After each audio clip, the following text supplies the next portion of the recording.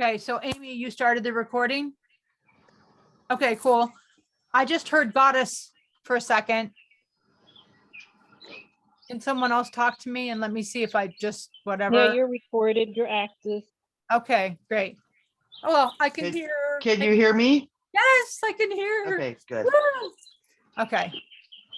Thank you. I'm gonna see real. I'm not even gonna bother. Usually I do the split screen where I take notes on one side. Yeah. Every time I do it, it closes everything. So I'm not gonna do it because I don't want it to crash again. So, Okay. I want to talk to you, Amy, after. For just yeah, a few minutes. I do too because I have some questions.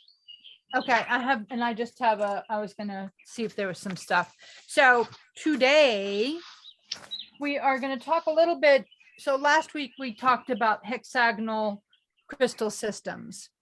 And I'm gonna go over it again today and hang on let me backtrack before, because I've got my golden rules that we need for everyone to know.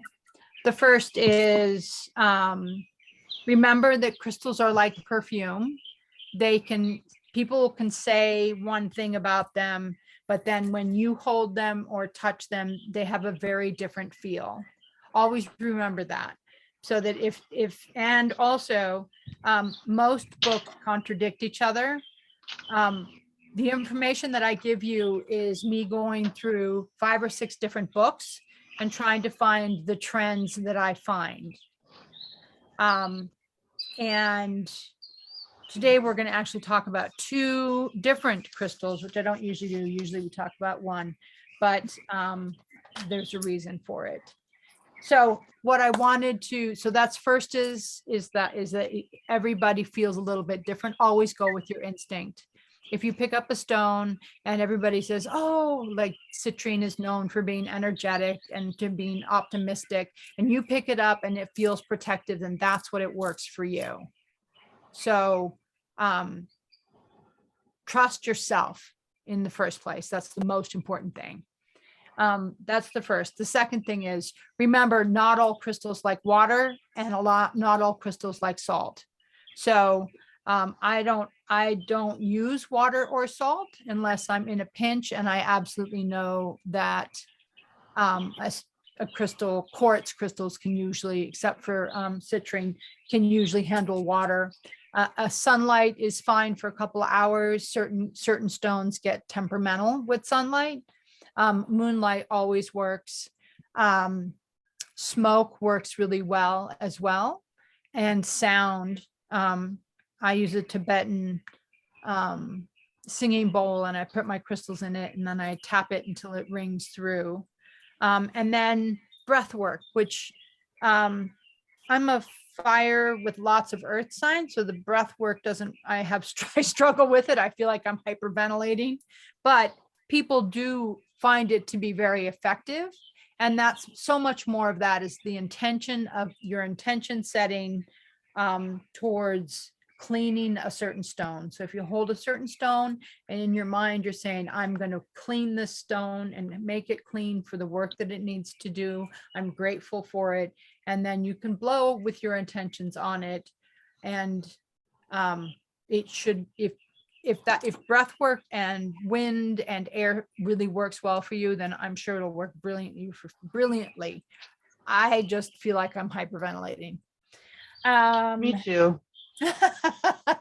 Oh, good. I'm not the only one. I mean, some people swear by it. And I was, where was I? Oh, I was talking to another member of Divination Academy, and they were talking about how breath worked really well for them. And I was just like, man, I feel like it doesn't work. So it's like meditation. I don't meditate and there's lots of different ways to meditate. Right. We have this image that, like, just with crystals, we have this image that we use water. Meditation is you just use, that you have to sit. I don't sit well. I do mudras, which are hand movements. You can also I used to iron, even though I didn't need to iron. I used to iron because that was like the best thing I could do for meditation. Are you okay, Nicole? Yeah. Are you okay? Yeah. Okay. Sorry. Yeah. I thought you put your head in like this and I was like, oh God. All right. So last week we talked about hexagonal systems and we're going to talk about them again. I'll go over it a little bit more this time. And I want to do one thing that I forgot to write down. And that is, oh shit, where is it? Sorry guys, hang on one second.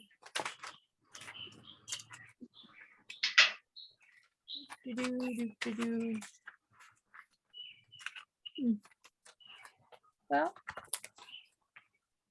I was going to give, so hexagonals, from my best of my memory, I was going to try and do it correctly, but from the best of my memory, like, you know, some of the, like some of them are square, cube, some of them are rectangle, and hexagonal means that it's got different, the sides are different lengths and there's more than 2 points.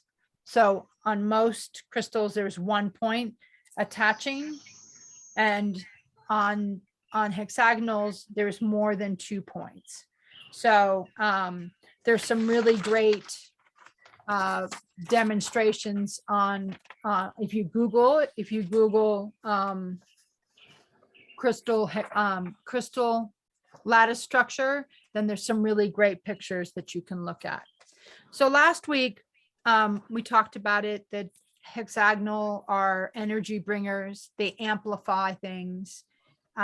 They're good for goal setting, for intention and affirmation, and they can assist with visualization. That's the big picture. Last week, we talked about quartz, because that's part of the big picture of hexagonal. Now, hexagonal, it breaks down into two separate things. One is called microcrystalline quartz, and the other one's called cryptocrystalline quartz. So last week we worked with macrocrystalline quartz. And I'm not going to go over the list because the list is long. If you want it, it will be typed up and it'll be part of the notes for this YouTube and for this video. It'll be part of the notes. So if you want to see all the different hexagonal ones, but it's a long list, so I'm not going to go through it today. The one thing to know particularly is about quartz, and is that it has what's called a piezoelectric current. And that's when you press it.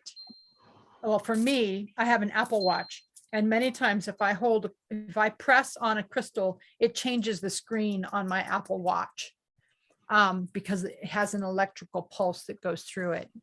And crystals are used in everything. They're used in phones, in TVs, in watches, in game consoles. Crystals are still used. Quartz crystal is still used in so many different things that we don't even think about it. You know, there's a lot of people that put, oh, well, crystals are for complementary healing or for something different. The fact is that every day, if crystals suddenly quit working, there's a lot of things that wouldn't work. And so, does anybody have any questions about the hexagonal system? I know I went through that kind of fast because it's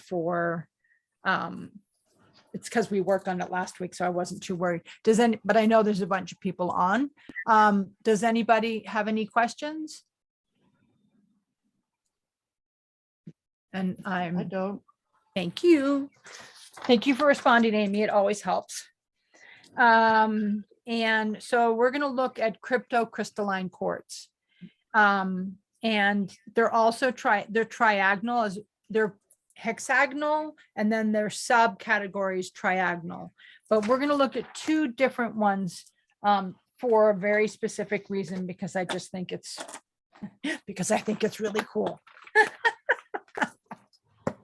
All right. So today we're going to look at carnelian, which is orange and can look like this. It's semi-translucent. If you put it up to the light, you can kind of see through it. It's very common.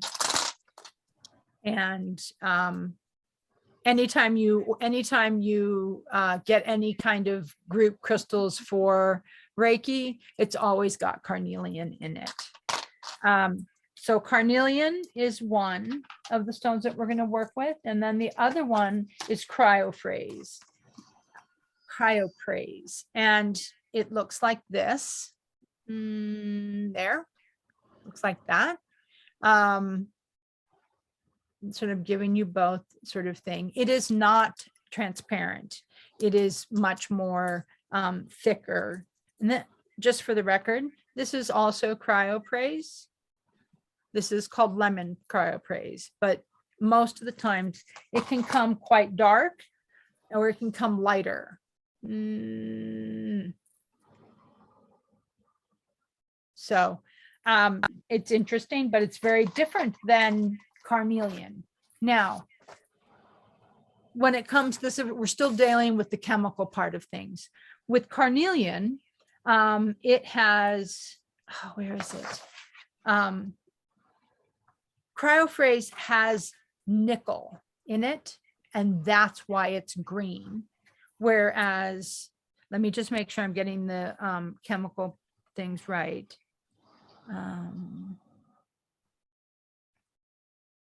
Sorry, hang on one second. So carnelian is red because it has iron impurities in it, and that's why it's sort of that orange color. Whereas cryoprase has nickel, which makes it green. And there's a darker blue cryoprase, which I've never seen, and that is colored by copper. But part of the reason I thought about doing these two is because they look so incredibly different, and yet it's just one mineral that makes the difference between these two stones. And it's important for us to remember how, like, the minerals themselves make so much of the difference, which is why I've done the teaching with the sort of the lattice work, is because I want people to understand that at that level of things is where the energy of a crystal starts. And so that's the two of them. We're going to talk about carnelian first. Remember, these are energy as the hexagonal energy bringers, amplifiers, goal setters, intention, affirmation, and visualization. Both of these stones have many of those qualities. Carnelian is either a root, and it's both a root and base, or sacral chakra. And it's really good for treating low energy. If you don't have any energy, and one of the things with the hexagonal is that it's an energy bringer. So this really can, if you're feeling down, this is a great stone to put on your palms and hold, and it will give you energy because it's one of its natural and innate abilities. And so it's an energy bringer. It's also good for pain. If you have pain, it helps ease at a physical level. It helps ease pain. You can rub. I'm kind of getting old, and my knees are not as happy with me as they once were.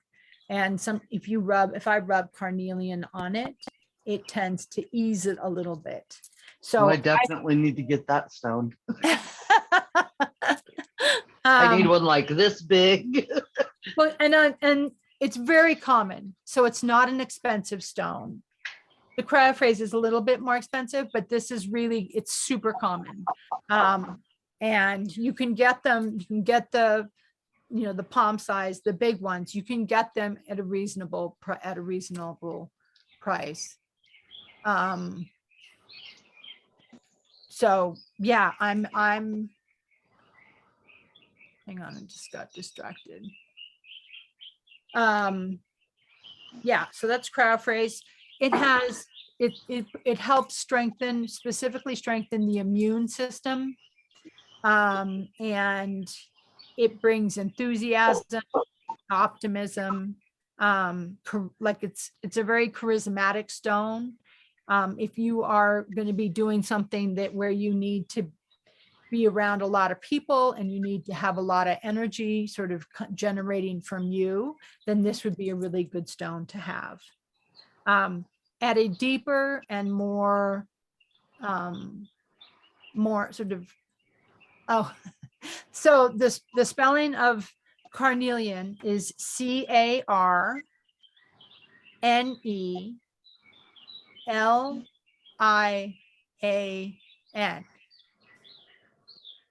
And it comes between red and orange, and it's pretty easy to get a nice big honking piece of carnelian.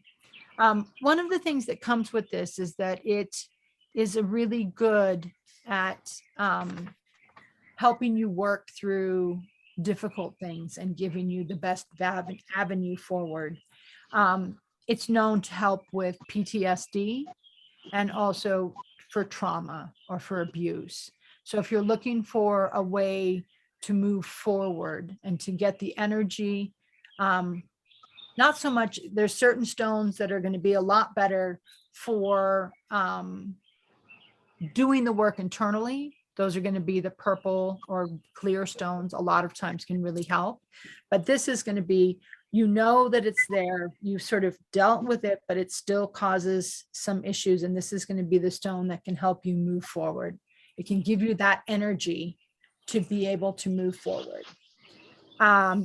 It is another stone, and this is to do very much with the root, is that it's to do with security and safety. So if you tend not to feel safe in certain situations, it's also a good stone to have so that you can hold on to it. It'll flood you full of strength and full of steadiness, and then that can be really useful. And then they also said, and I think that I've seen this true, it's good. So if you're a student and you're studying, it helps with memory and for studying. And so it's just one of the, if you think about the hexagonal with the goal setting and intention affirmations, this is a good stone when you're studying to help you bring in those things that you need to recall down the road. It is, so what's interesting is both carnelian and cryopraise, I'll spell it in a minute, they're both known as feel-good stones, the feel-good stone. And I was like, wait, you would think there's only one, I mean, like a title goes with one stone, the feel-good stone, the energizing, you know what I mean? At least that's what I was thinking.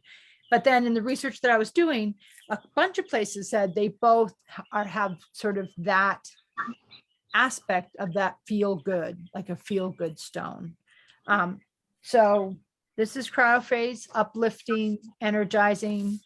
If you have low energy, it's good for that to help shift out of that.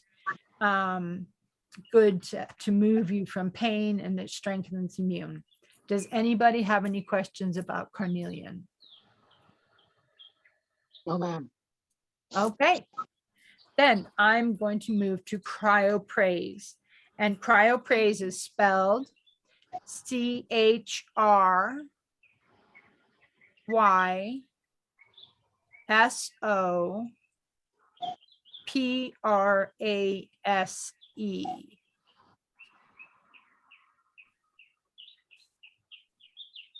Was that good?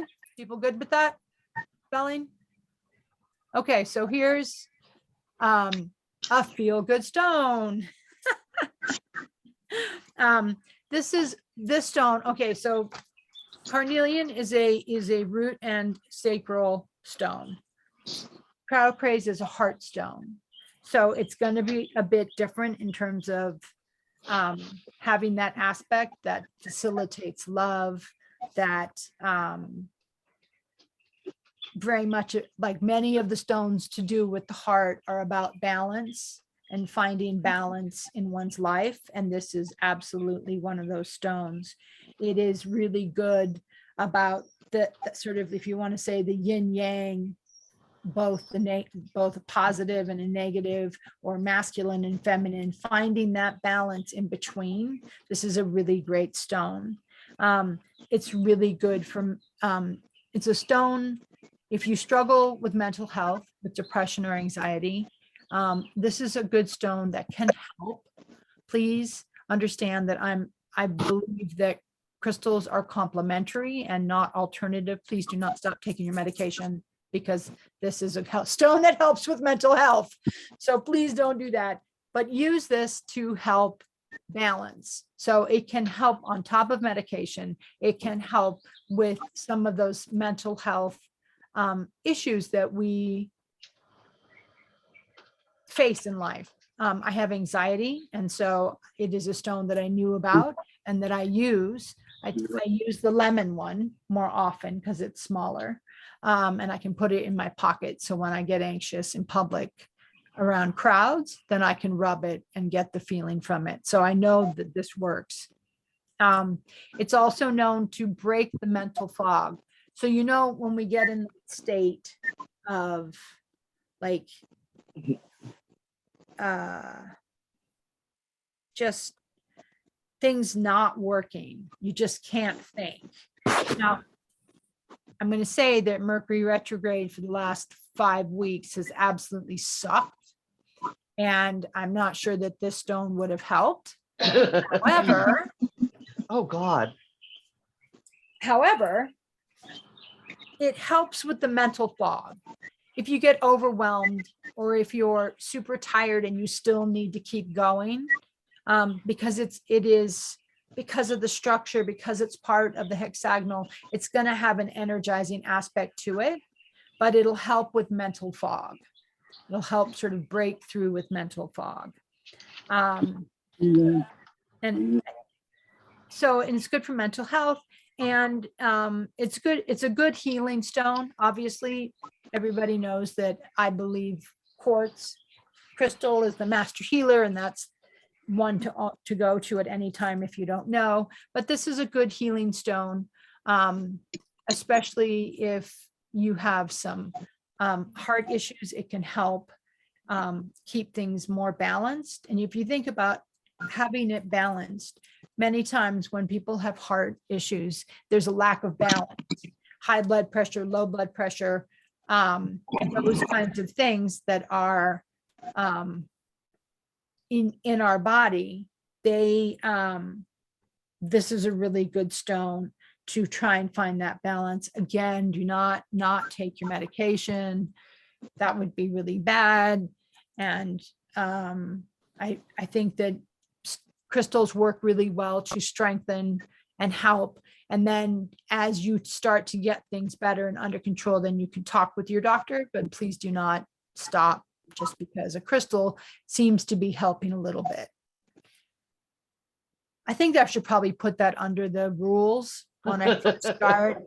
I should just say, you know, Yeah. this is how I think about it. This is how I do healings with crystals. And every person that I work with, I go over with them. I'm like, look, we're not, you know, go to your doctor. They have 12 years of teaching, you know, diagnostic experience. That's not my forte. I can help with strengthening. I can help with certain systems to, just like the carnelian really helps with the immune system. This one helps more with the higher mental, because obviously carnelian's in your base, and then this cryophrase is in your heart, so it's going to be more up higher mental. That's where the mental health, much of our mental health issues do stem from our heart. Get stuck with this. Like, does Let's try to. Kathleen, face just not bother to show up? Kathleen, I think you're off mute. Or somebody's. but I know it's not you, Amy, because I'm not. No, you- I muted her. Oh, I muted oh. her. So there you go. no worries. So this, it also facilitates love. Like most green stones, it has that energizing aspect and amplifies the wanting love to be in your life. It's unlike rose quartz, which is very much sort of a self-love and like the big picture, love humanity. This is much more to do with finding the balance in yourself to do with someone that you love and finding that balance. And so I think that that's the way to think about it, the way that I see it. And it helps open your heart. So if you've been one of those people who refused to engage and feel, didn't want to feel anything in that aspect, this is a good stone to start to open that up and start to feel, facilitates the love. Again, it's a feel-good stone, helps mental fog, healing. Oh, it gives hope. Yes. So one of the things that this does, and this again goes to the heart, is that it gives that hope.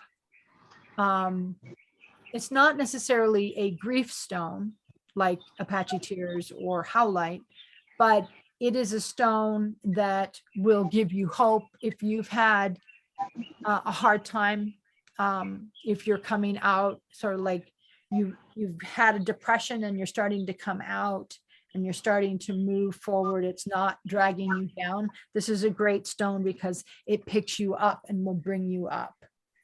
I think that, yeah, depression, fear, stress. Oh, it can also help with a broken heart. On the one hand, you have it facilitating and opening up the heart chakra, the heart of a person. The stone will also help if your heart has been broken, that it will help bring in the healing that's needed and allow for the next steps. And sometimes, remember, with love, sometimes it's a long time before you heal. When we're young, we think, oh, I haven't dated anyone for 5 months. And then it seems like a really long time. As you get older, that doesn't, 13, I haven't dated anyone for 13 years. Oh, wow, that's a long time. And so this is the kind of stone that can help if your heart broken, if your heart is still broken, if your heart is still not,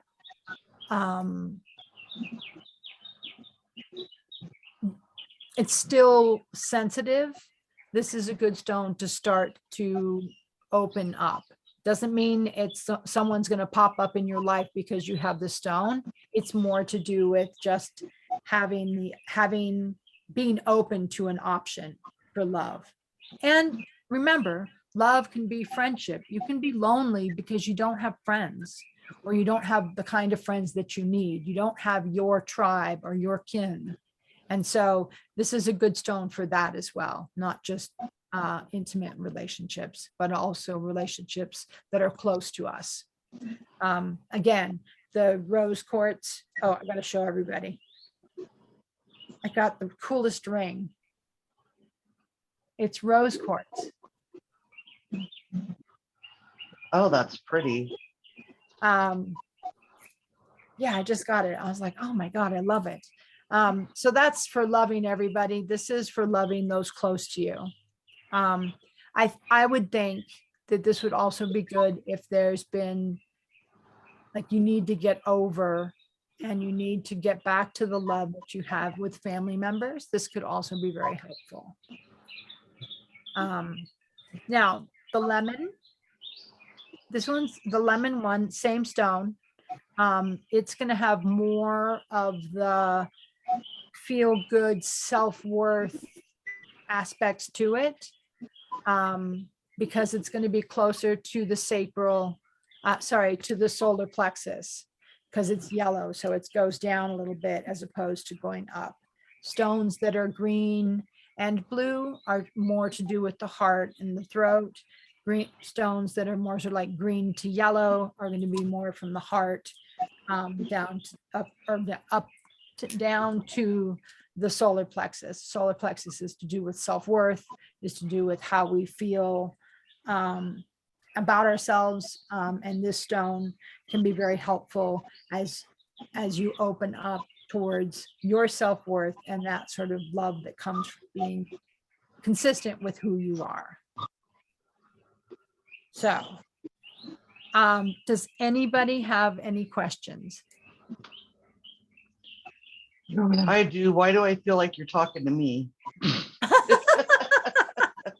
I'm not. Just so you know, I'm not talking to you personally. But crystals are like that. I mean, I think that there may be other people that are like, wow, this really hits home. I don't usually choose the crystal until the day of in the morning, but I chose these yesterday because I wanted to work on the cryptocrystalline quartz type crystals, and both of these are. I also was really struck by the fact that just two chemicals, two minerals make the difference between them. And I just think that's so interesting. And not in this class series, but I will be doing research into finding out what different minerals carry in terms of making, like if something has copper, what does that change it? Just like hexagonal has a certain kind of frequency, I'm going to start looking into minerals and what kind of frequency they carry. And so trying to, just like what, after we finish this probably next week we're going to do the Morpheus, and then after that, the following week we'll be doing color. We'll start going into colors, the stones with color. I have a question. Yeah. Does the size of the stone matter? Because I have little ones like that, but I don't have the big ones like you have. Does it matter? Nope. I mean, I don't know. Big ones feel more impressive to Yeah. us. I mean, yeah, but if you Say have, size doesn't matter. but Yeah. if That's what we always say. Okay. yeah, size doesn't matter, baby. Okay. But you could put it in your, if you want to get a feel for that stone, just Mhm. put, even if it's just a chip, just put it in the middle of your palm and hold it. It's Mhm. connected to the earth. It's connected to where it came from. I actually Right. came up with this saying, which was crystals from above resonate with crystals below. And I was thinking about how we hold crystals, whatever size, we Mhm. hold them and we're above ground. But when you hold them, they're connected to all the other crystals that are like them throughout the earth. And so it doesn't matter if all you've got is a little one, Mhm. that's fantastic, because that connects to veins and veins and veins of that same stone. And so size, once again, size doesn't matter.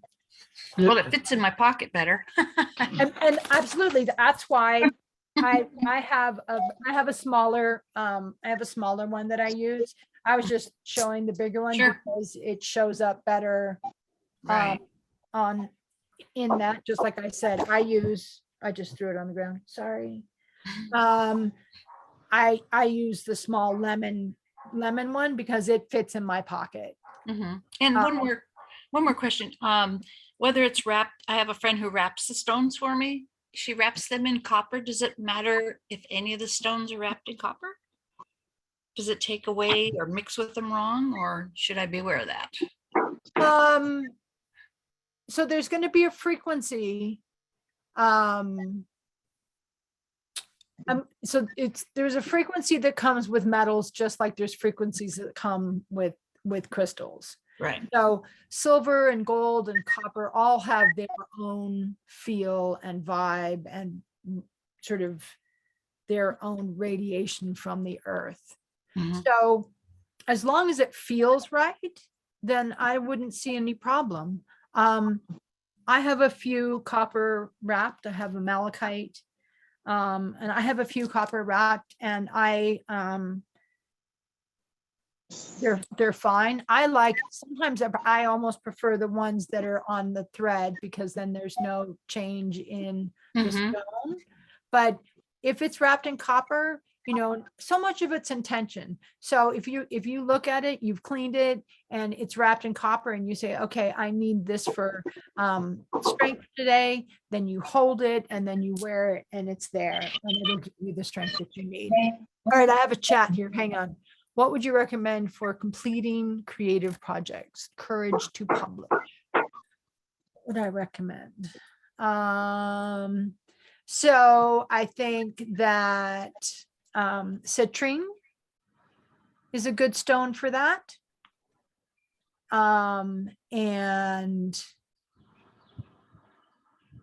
what comes up is malachite. I'm not sure why. Malachite's sort of, for whatever reason, it's a solar plexus and heart stone.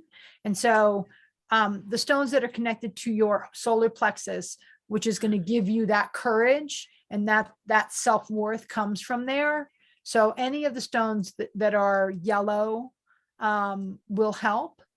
And if you have yellow opal or yellow calcite, even tangerine calcite, I think those would be stones that would help with that.